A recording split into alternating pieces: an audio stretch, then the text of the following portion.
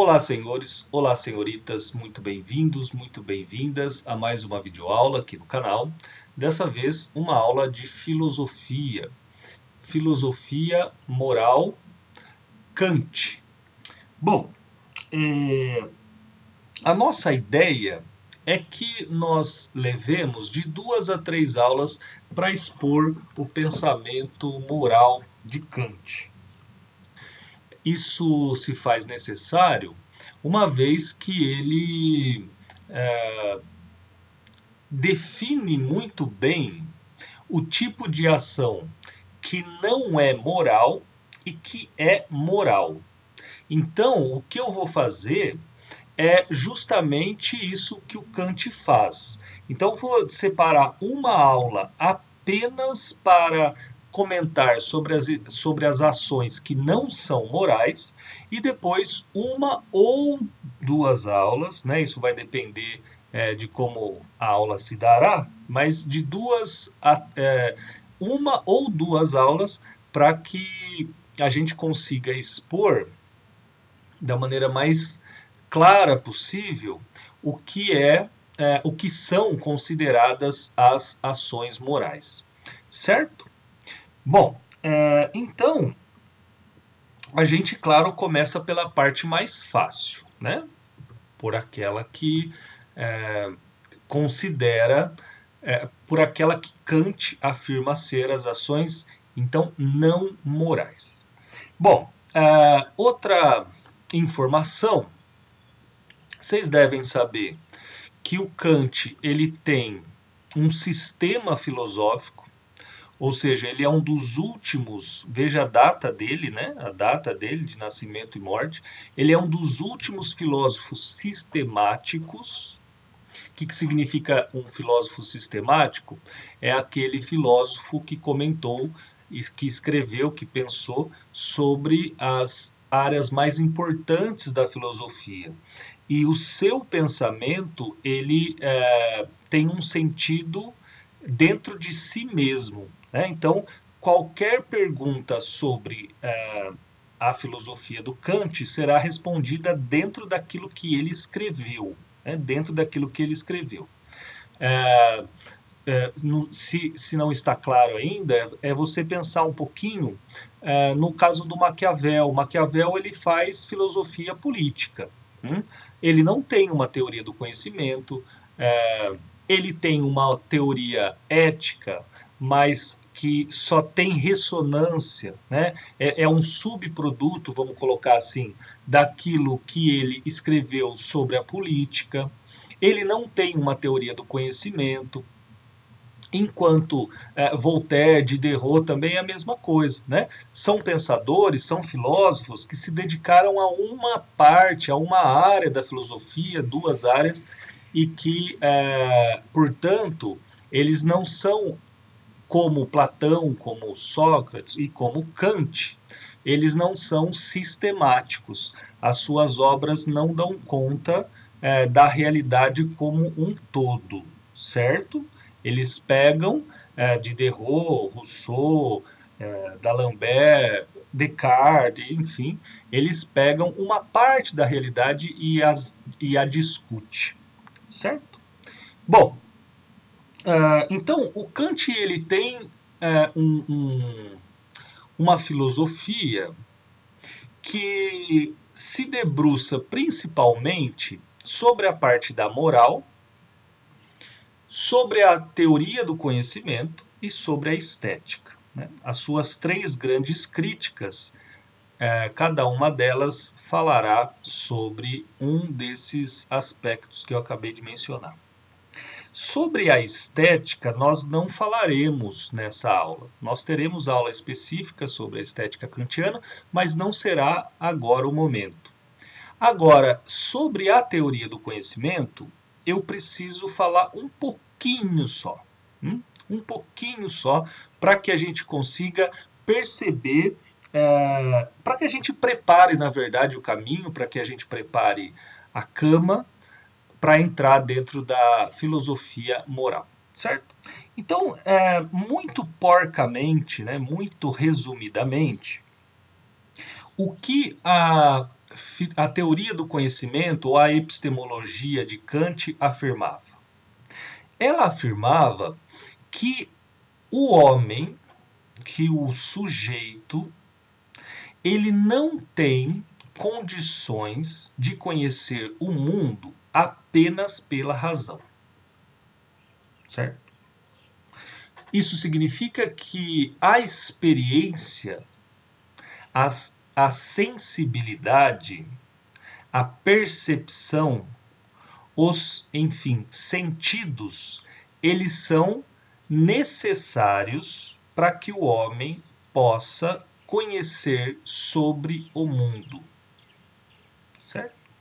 Então, quer dizer, aquelas questões metafísicas, manja, Deus existe, Deus não existe, a alma, as questões da liberdade, essas questões metafísicas, elas, para o Kant, caem em um problema.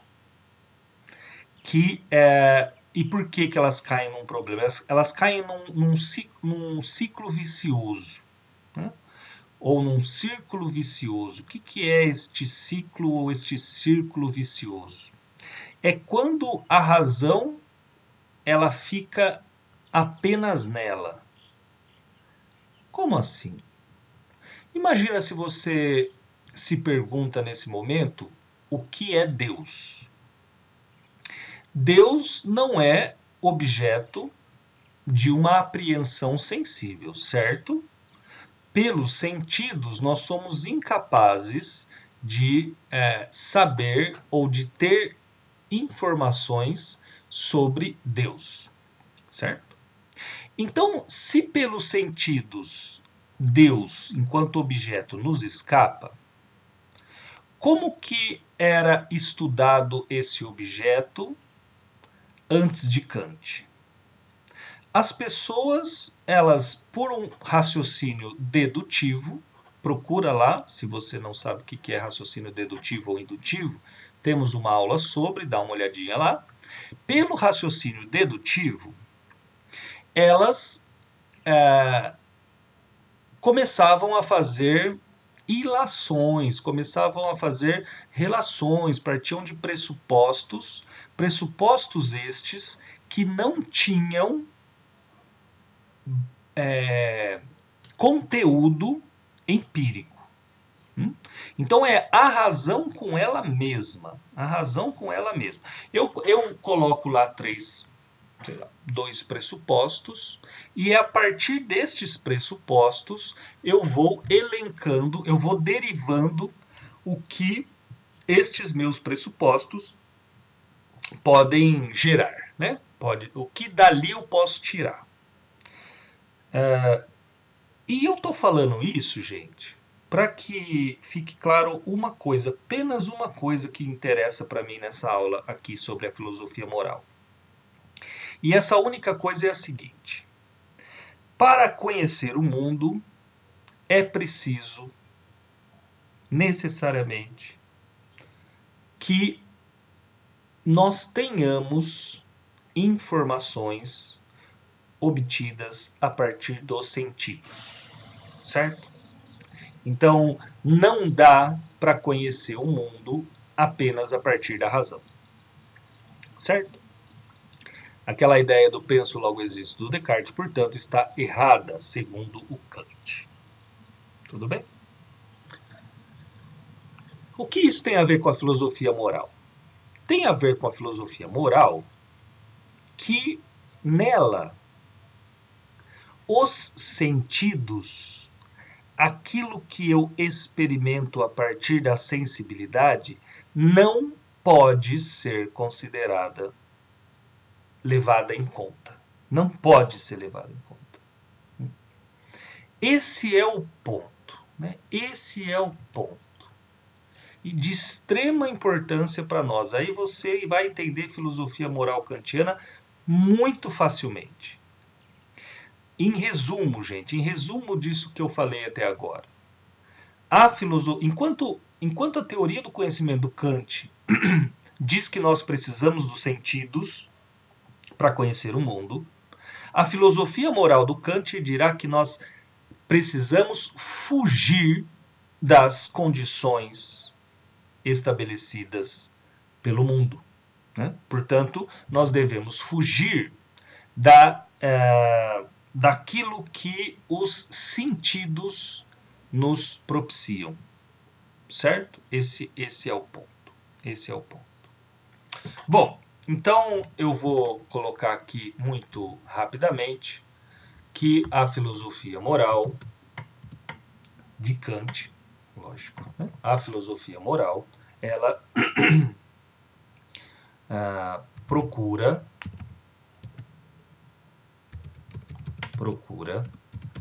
desconsiderar as condições empíricas ou as questões da sensibilidade, né? Ou a sensibilidade, se vocês quiserem. Mas tá bom assim, tá bom assim. Bom, então vamos direto, né? Depois de 10 minutos, vamos aí para começar, na verdade, a explicação aí da filosofia moral do Kant.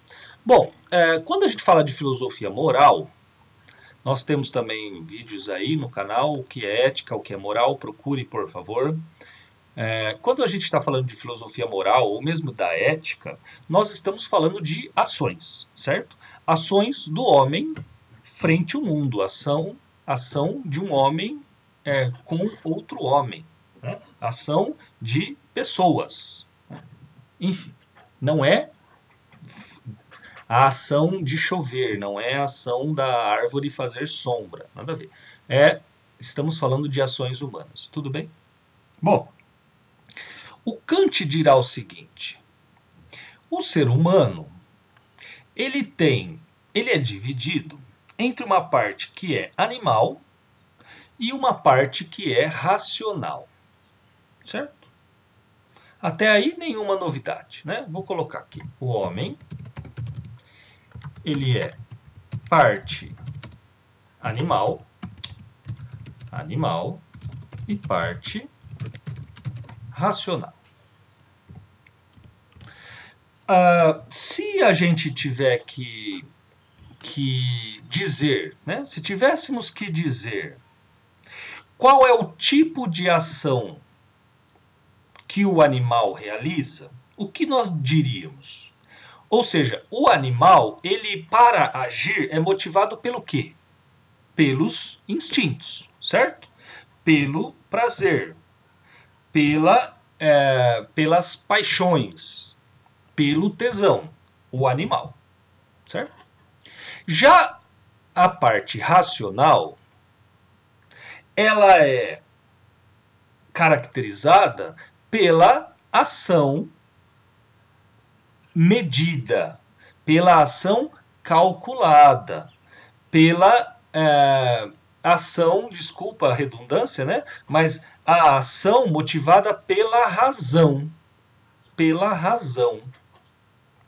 Então veja que enquanto a parte animal age motivada pelo desejo, pelos impulsos, a parte racional, ela desconsidera, evidentemente, os impulsos. Né? Os impulsos.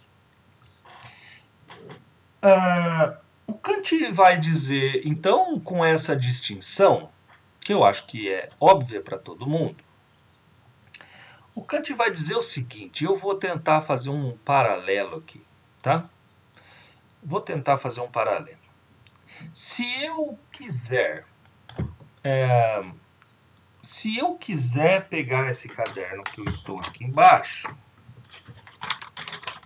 se eu quiser pegar esse caderno aqui, e se eu quiser escrever alguma coisa nesse caderno, eu posso escrever com essa caneta, certo? Mas também eu posso escrever, deixa eu achar aqui, eu também posso escrever com guache. Eu não tenho guache aqui, mas imagine, tá? Eu preciso escrever aqui uma redação. Preciso fazer uma redação, uma dissertação aqui. Para fazer essa dissertação, eu posso usar guache, eu posso usar essa caneta, eu posso usar esta outra caneta, eu posso usar um lápis, eu posso usar sangue, eu posso usar, sei lá, café, eu posso usar qualquer coisa que, de um modo ou de outro, me permita a escrita, certo? Agora, qual das duas, ou qual dos vários objetos que eu citei aqui, qual deles é aquele que funciona melhor? Em qual deles eu consigo cumprir melhor aquilo que eu me propus a fazer? Entre sangue ou guache e essa caneta, evidentemente, é a mais útil. É aquela que cumpre melhor as funções, ou a função de escrever. Certo? O que isso tem a ver com o Kant? Kant vai falar assim: o homem, por ser dividido entre animal e racional, né, entre ter uma parte animal e outra racional, ele pode viver, e ele vive, tanto com uma parte quanto com a outra. Acontece que, como homem, a parte que melhor desempenha aquilo que ele é a parte racional. Ou seja, a vida que ele deve levar, por ser homem e por ser, portanto, racional, é uma vida racional. Não que ele não possa viver de uma vida... não que ele não possa ter uma vida levada, guiada pela parte animal. Ele pode. O problema é que a vida não será humana. Deu para entender, gente? Deu para entender? É fundamental essa parte. Nós somos compostos de duas partes. Uma parte nos liga aos animais e outra parte é a parte racional. A gente pode viver como um animal e como um ser racional. Podemos. Só que a parte animal, só que aqueles que vivem de acordo com a parte animal não se configuram como homens. Por quê? Porque a parte animal, ela se estende a todos os outros animais. E o que nós temos de peculiar é a parte racional.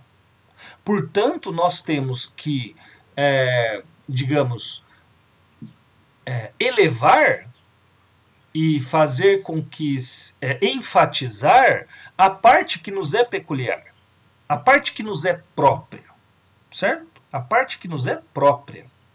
E a parte que nos é própria é a parte racional. Tudo bem? Tudo bem. Bom, então, como que é a vida? Acho que, pelo que eu disse lá no comecinho da aula, sobre a parte racional, nós não vamos falar nessa aula. Nós a dedicaremos para a outra aula. Né? Então, a gente vai falar só da parte animal. Ou seja, como que o homem age de modo animal. Esse é o ponto. Né? E para que a gente faça esse processo, né, para que a gente consiga explicar isso que eu acabei de dizer, a gente poderia simplesmente não pensar em nós, mas pensar nos animais como um todo, certo? Afinal de contas, é uma parte semelhante a todos os animais. Então, como que age o animal? Essa é a questão nossa, certo? Então, como que age o animal? Já disse, o animal ele age por impulso. Agora, o que é agir por impulso? O que é agir por impulso? O que é agir motivado pelo desejo, motivado pelo tesão? O que é isso? Pensa aí exemplos em que nós agimos por impulso e não pela razão. O que é agir pelo impulso? Agir pelo impulso é agir motivado por alguma coisa. Motivado por uma necessidade. Certo? Vou colocar aqui. Então, agir mediante uma necessidade. Agir mediante uma necessidade. Então, você está com frio, você está com muito frio e impulsivamente, ou seja, motivado por essa necessidade de se esquentar, você vai, pega um cobertor e se esquenta. Você está com fome, aí motivado por essa necessidade de se alimentar, você vai lá e come. Você está com tesão, aí motivado por essa necessidade de aliviar o bilog ou a churila, você vai lá e, sei lá, ou você se vira sozinho ou você vai atrás de alguém. Certo? O que todas essas ações têm em comum, além de serem motivadas pela necessidade? Quer dizer que o que é essa necessidade? Né? Ela é algo que vem anterior à ação. É porque ela existe, é porque o impulso aparece que eu vou e ajo. Certo? É porque aparece a fome que eu como. É porque aparece o frio que eu me descubro. É porque eu tenho tesão que eu vou lá e vou tentar... Né? Enfim. Então, na verdade, se nós quisermos ser mais rigorosos, o que nós poderíamos falar do comportamento animal? O comportamento animal, ele não é uma ação. Ele é uma reação. Ele reage. Por quê? Porque quem age é aquele que toma as rédeas. É aquele que, de fato, toma a ação. Né? Eu não estou achando a palavra que eu quero. É aquele que se expõe primeiramente. Vamos falar assim, embora não seja exatamente o que eu queria dizer. Eu vou lembrar, espero eu, né, até o final da aula. Então, a ação ela não depende de uma necessidade anterior, ela não depende de uma circunstância anterior. A reação, sim. Então, como eu acabei de dizer, é porque você tem fome, olha só, é a fome que impulsiona a sua ação. Então, você reage a alguma coisa. Vamos dizer, de maneira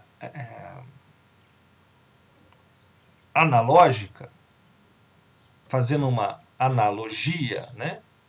Fazendo uma analogia, é como se o sujeito que age é aquele que fura a parede, certo? O sujeito que reage é aquele que tapa os buracos que existem na parede, certo? Então ele vai, aparece a necessidade, ele vai lá e tenta tapar essa necessidade. Ele tenta suprir essa necessidade. Aparece a fome, ele tenta suprir a fome. Aparece o frio, ele tenta suprir o frio. E assim sucessivamente. Certo, gente? Tudo bem? Maravilha. Então,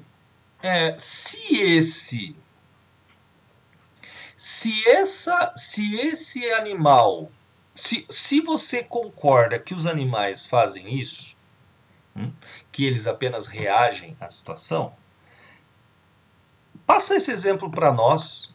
Tenta pensar você, ações que você faz, mas que na verdade elas não são de fato ações enquanto tomadas de iniciativa. Achei a palavra, meu Deus do céu. O sujeito que age é aquele sujeito que toma a iniciativa, que inicia o processo de ação.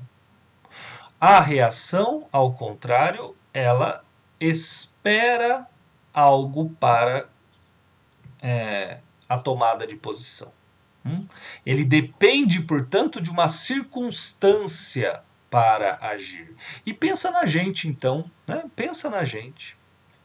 Nós, então, vamos supor que você, como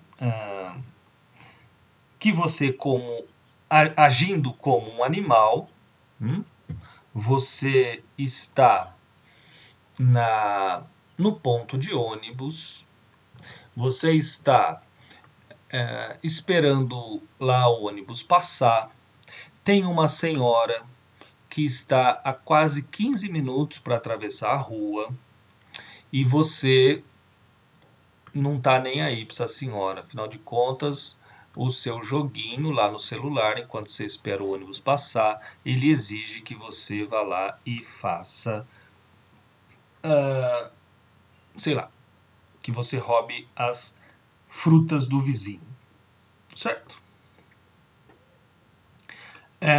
Por si só essa primeira parte do exemplo já mostra que você está reagindo a uma situação, certo?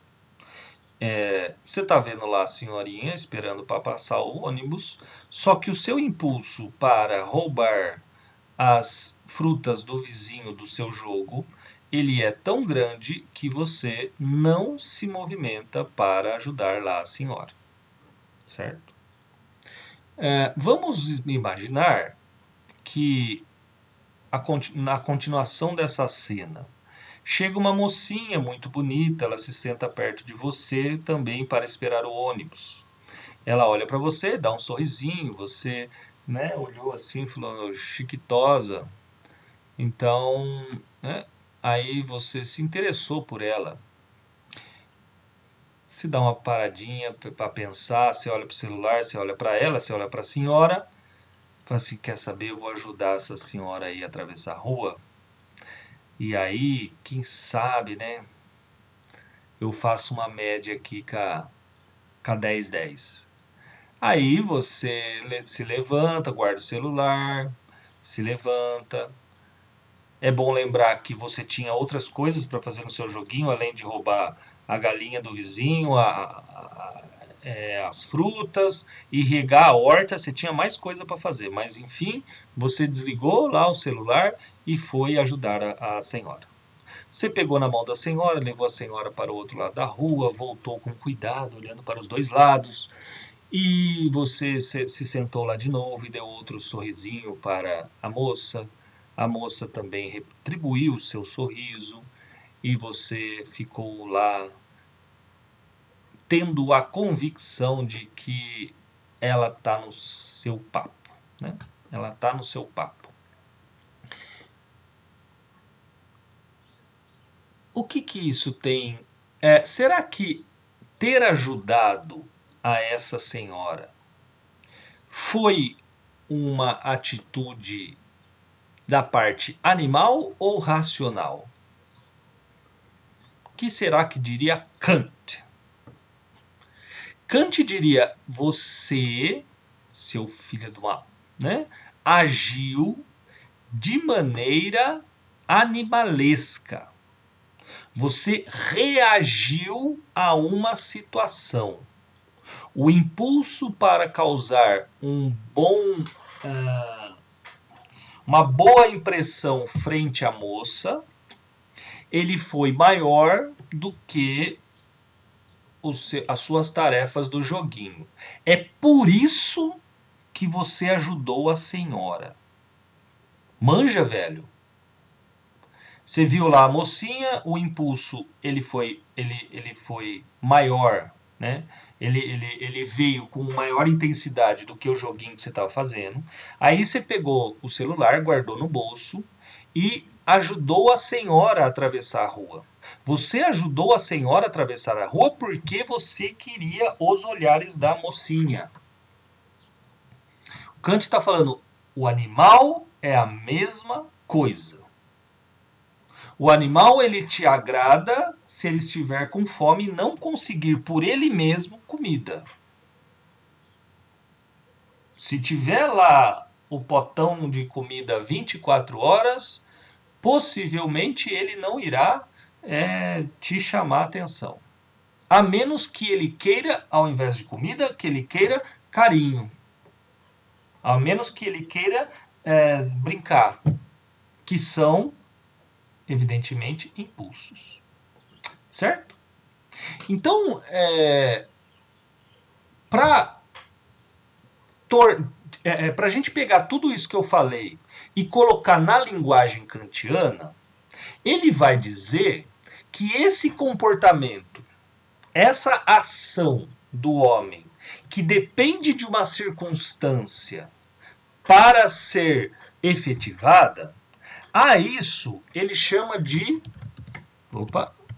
imperativo hipotético.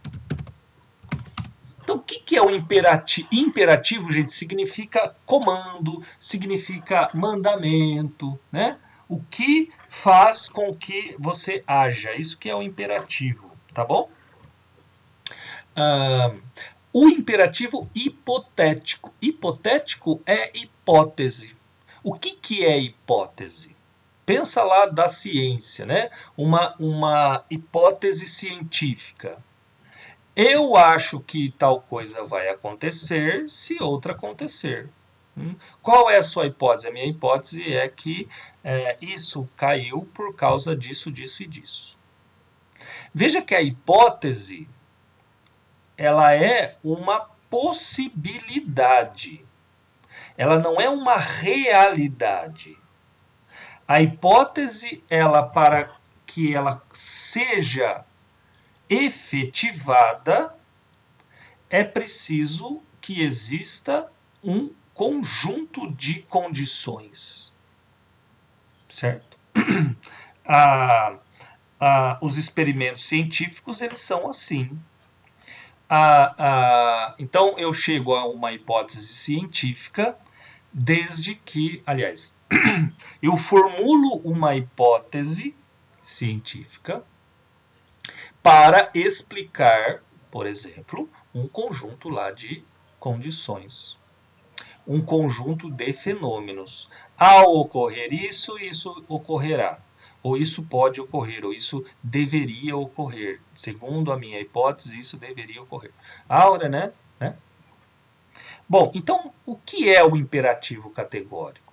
Eu costumo colocar uma formulinha tosca, mas eu costumo colocar. O imperativo hipotético, gente, ele segue essa fórmula aqui. Se, então,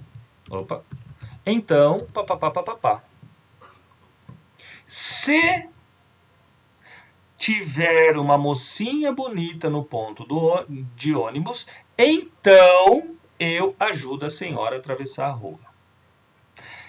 Se eu conseguir passar na faculdade, então eu ganharei o carro do papai. Se eu conseguir o emprego, então eu ficarei feliz. Tá vendo que sempre existe uma relação, vou colocar aqui, de causalidade. Causalidade. Uma relação de causa e efeito. Para que eu fique feliz, eu preciso do emprego. Para que eu ajude a senhora a atravessar a rua, eu preciso que exista uma mocinha bonita lá no ponto de ônibus. Para que eu lave a louça, eu preciso que a minha mãe me deixe sair à noite. É, portanto, um imperativo que depende de condições. Não tendo determinada condição, não faço, ponto final. Se eu não quiser, eu não faço. Ninguém vai mandar em mim. A gente não se acha fodão a hora que fala assim, né? Ninguém manda em mim. Eu faço o que eu quiser. Velho, pelo menos segundo Kant, esse eu faço o que eu quiser, você está sendo um puta de um animal. Né? Um puta de um animal. Não no sentido de burro, mas assim, você está tendo um comportamento animal. Aliás, chamar alguém de animal na filosofia não é necessariamente um xingamento. Tá? Não é necessariamente um xingamento. Só estão nos lembrando, né? Se alguém te chamar de animal, só está lembrando a você que você tem uma parte animalesca. O que é verdade, todo mundo tem. Certo? Então, esse é o ponto. Né? O imperativo hipotético é o imperativo baseado em condições, em consequências. Certo? Certo? Ele é consequencialista. Consequencialista. Vou colocar aqui também. Né? Ele é consequencialista. Depende de condições. Opa, consequencialista. Ou seja, ao lavar a louça ganharei o quê? Se for só muito obrigado, eu não quero. Alguns vão dizer, é nóis, velho. Muito gostoso receber elogios da mamãe e do papai. Outros dirão, não quero. Isso aí pra mim não interessa. Eu quero é sair. Eu quero 10 conto. Senão, não vou fazer. Certo? Bom, pessoal, então nós terminamos a nossa aula aqui. Né? Ou seja, espero eu que você tenha entendido este primeiro imperativo. Se você já leu em algum lugar, você sabe que o Kant tem 2 imperativos.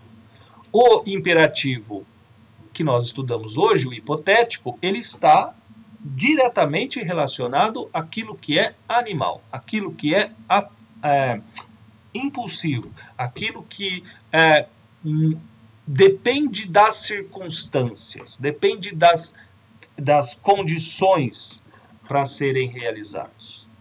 Aí nas próximas aulas nós veremos o imperativo hipotético. Esse sim é o imperativo destinado, ou melhor, marcado pela ação racional, pela ação livre do sujeito. Tudo bem, gente? Então tá bom. Espero que vocês tenham entendido, espero que vocês tenham gostado. Muito obrigado pela paciência de vocês, muito obrigado pela atenção de vocês. Um beijo, até a próxima. Valeu!